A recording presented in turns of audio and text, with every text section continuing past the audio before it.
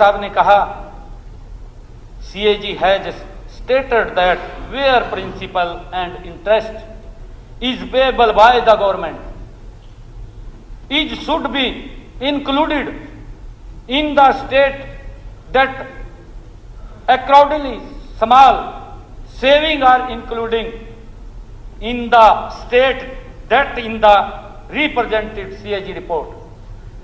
ये माननीय हुड्डा जी के शब्द हैं, इन्होंने कहा। आदरणीय अध्यक्ष जी,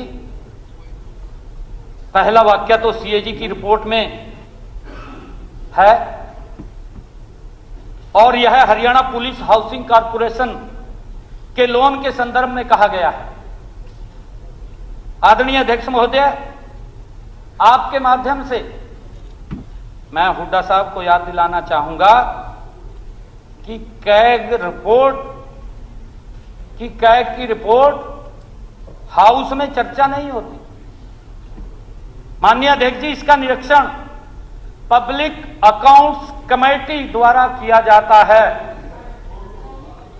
एक मिनट में, आप तो सीनियर है जी, आप सीनियर हैं, मैं यही बात बताना चाहता हूं।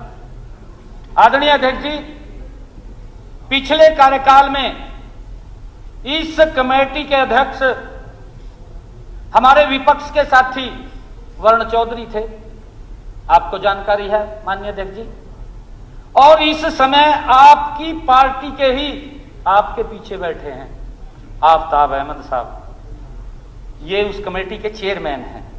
यह कमेटी कैग के ऑडिट पैरा के संबंध में विभाग के अधिकारियों द्वारा दिए गए विस्तृत उत्तर का निरीक्षण करती है और अपनी रिपोर्ट हाउस में प्रस्तुत करती है।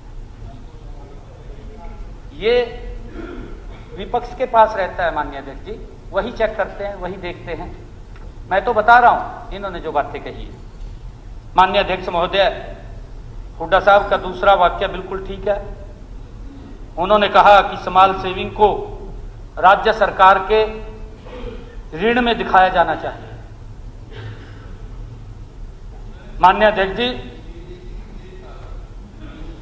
नहीं मैंने तो आप रिपोर्ट डिस्कस नहीं करा मैं, लेकिन मैं ये कह रहा हूं जो CAG ने कहा था, CAG has stated that where principal and interest is payable by the government, it should be included in state debt.